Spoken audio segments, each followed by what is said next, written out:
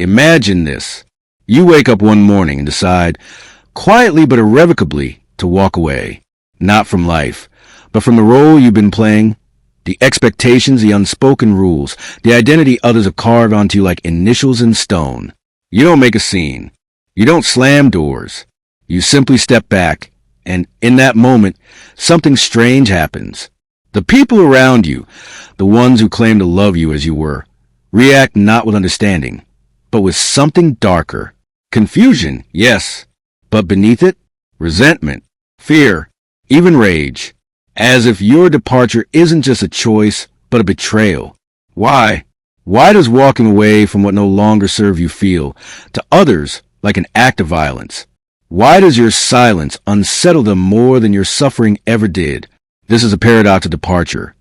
The moment you choose yourself, you expose the unspoken contracts you never signed. The ones that said you must stay small to make others comfortable. That your pain was preferable to their discomfort. That your role in their story was not yours to abandon. Carl Jung called this the shadow, the repressed, unconscious parts of ourselves we refuse to acknowledge. But here's the unsettling truth. When you walk away, you force others to confront their own shadows. Your absence becomes a mirror, and what they see staring back terrifies them. Is it really you they miss? Or is it the version of you they could control? The one who validated their choices, their compromises, their half-lived lives? When you leave, you expose a lie. That their compliance was voluntary. That their chains weren't chains at all. Think of the friend who drifts away after you quit drinking. The family member who scorns your newfound boundaries. The lover who accuses you of changing when you finally grow. What are they so afraid of? Perhaps it's this, that your freedom reveals their captivity. And so the great question emerges, what does it cost, not just to leave, but to be left behind? What hidden laws of human nature make walking away an act of revolution? The answer lies in the shadows, and we're about to step into them. The moment you walk away, you disrupt an invisible equilibrium. This isn't just about you. It's about the delicate, unspoken ecosystem of human relationships, where roles are assigned early and deviance is punished silently.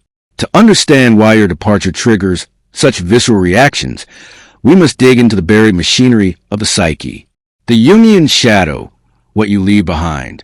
Carl Jung warned that what we refuse to confront in ourselves, we project onto others. When you walk away, you force those left behind to face something they've long avoided. Their own unrealized potential, their own suppressed desires, their own quiet resignations. Your absence becomes a question they never wanted to answer. If they could leave, why haven't I? This is why people often respond with anger, guilt-tripping, or even character assassination. It's not about you. It's about the mirror you become. A person who refuses to stay in their assigned role is a living indictment of those who still do. Nietzsche's herd morality, the fear of the free individual. Friedrich Nietzsche observed that society operates on herd morality, a system where conformity is rewarded and independence is seen as a threat. When you walk away, you disrupt the herd's illusion of safety. People don't fear your rejection, they fear what your rejection means. If you can break free, then the rules they've followed, the sacrifices they've made to belong, were never mandatory. And that realization is terrifying. The Stockholm Syndrome of social conditioning.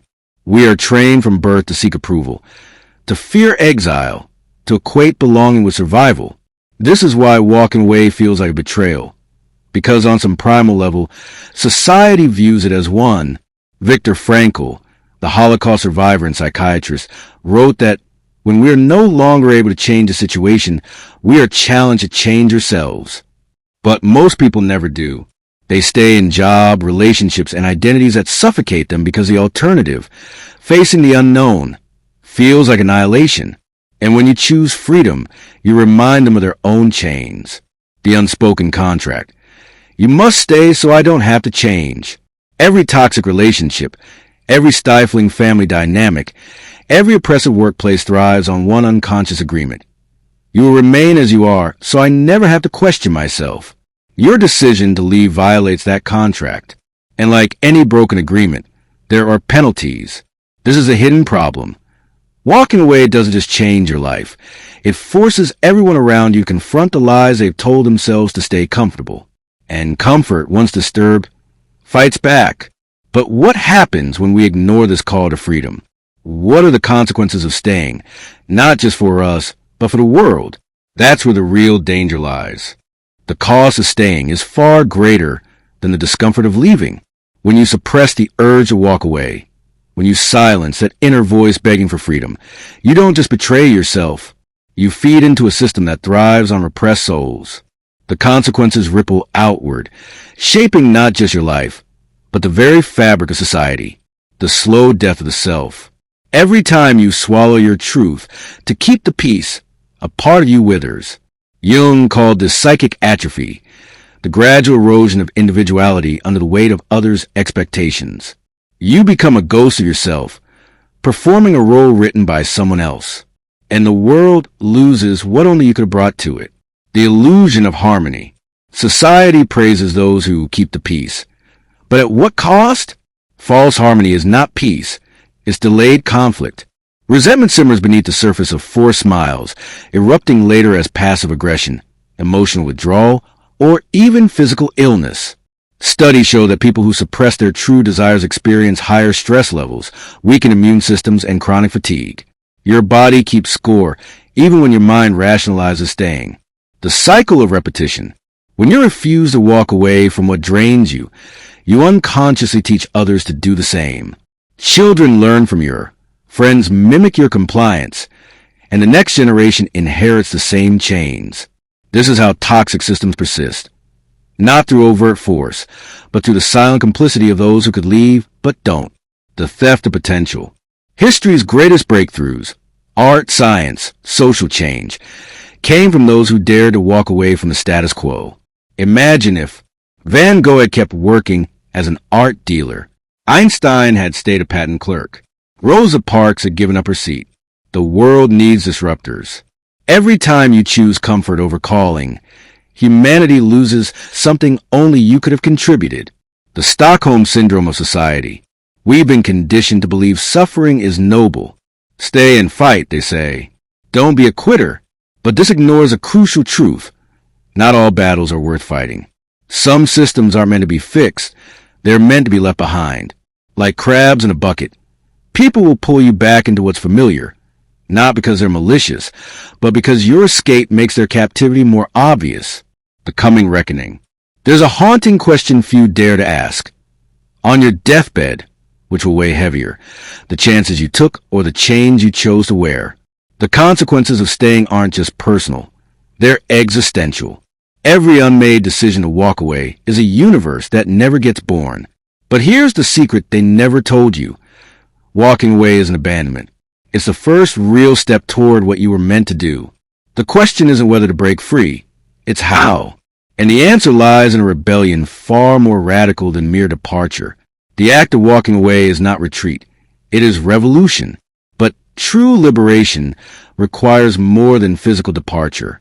It demands an overthrow of internalized prisons, a dismantling of the psychological chains that keep us returning to our own captivity. The first law of freedom: you must become unrecognizable. Growth is an act of self-betrayal, in the best way. The version of you that fits comfortably in their world must die for your true self to emerge. Nietzsche called this killing your dragons, slaying the parts of yourself that still crave approval from those who never understood you. This is why walking away feels like violence. You are murdering the persona they loved, the one that made them comfortable. Practical rebellion. Start small but irreversible. Remove one obligation, one toxic contact, one should from your life permanently. Change routines, environments, even your appearance. Make your transformation undeniable. The art of strategic disappearance. Not all departures require announcements. Sometimes the most powerful exit is the one they never see coming. Like a tree falling in an empty forest, your absence makes noise only when someone expects to find you. Stop showing up where you're tolerated instead of celebrated. Let them wonder. Practical rebellion. Institute radio silence. Periods where you disappear from draining relationships. Become a ghost in places that no longer serve you. Reclaiming your name. Every system that trapped you first stole your language. They defined what's realistic, what's selfish, what good people do. Take back the dictionary of your life. Practical rebellion. Rewrite your definitions. Selfish equals self-honoring. When they say, you've changed, respond, thank you. The economy of attention. Your attention is currency. Where you place it determines what thrives. Stop funding your own oppression. Practical rebellion. Conduct an attention audit. What drains energy versus what returns it? Invest only in what gives compound interest to your soul. The counterintuitive truth about burning bridges. Some bridges exist only to lead you back to captivity. Let them burn. The terror of no return is the exact pressure required for your next evolution. Nature proves this. A seed must completely destroy itself to become a tree. Practical rebellion. Identify one bridge that needs burning. Light the match on a full moon. Symbolism matters. The final insurgency. Your greatest act of rebellion isn't leaving. It's thriving afterward. They expect you to crawl back, broken. Instead, become so radically alive that your absence becomes their problem to solve, not yours. This is how systems truly change. Not through negotiation, but through the undeniable evidence of someone who escaped and flourished. The ultimate freedom comes when you realize what they called walking away was actually walking home. But the final revelation, the one that changes everything, is still ahead. Here is the secret at the heart of all true liberation. No one can walk away until they realize they were never truly there to begin with. The roles you played, the masks you wore, the cages you inhabited, those were never you. They were holograms projected onto you by a world terrified of authenticity. When you walk away, you don't abandon anything real. You simply stop pretending. The illusion of presence. Consider this paradox. The people who react most violently to your departure are often those who never truly saw you. They mourn an idea, a function you served, not your essence. This explains why walking away from toxic relationships can feel strangely painless. As Jung observed, I am not what happened to me. I am what I choose to become. The moment you stop identifying what you're leaving, the chains dissolve. The geometry of freedom. Most believe freedom lies at the end of some linear path. Walk far enough away and you'll find it. But true freedom is spherical. It exists at your center, waiting to be acknowledged. When Nietzsche Zarathustra descended from his mountain, he brought a terrible gift. You must become who you are. Not better, not different, just undeniably, inconveniently yourself. This is why walking away works. It's not movement through space, but alignment with truth. The alchemy of absence. Your empty space becomes a crucible for others' transformation. Nature abhors a vacuum. When you remove yourself, toxic systems collapse under their own weight. Those meant to find you will follow the trail of your authenticity. New constellations form around your truth. This is a hidden purpose of your departure. Not just your liberation, but the liberation you make possible for others. The eternal return. Here lies the ultimate realization. Walking away brings you full circle to your first, forgotten self. The child who knew their worth instinctively, refused to fake emotions. Abandon activities without guilt. You're not discovering freedom, you're remembering it. The final mirror. When you walk away with full consciousness, you become what Rilke called a watcher at the border. The living proof that another way exists. Some will curse you for this. Others will secretly bless you. A few will find the courage to follow. This is how cultures change. Not by crowds storming gates, but by individuals quietly stepping through doors they always knew were there. The last step is the first. The journey ends where it began, with a simple choice renewed each morning. Will you wear the world's costume today, or your own skin? Every exit is an entrance. Every walk away is a return. And now you know you were never leaving. You were arriving.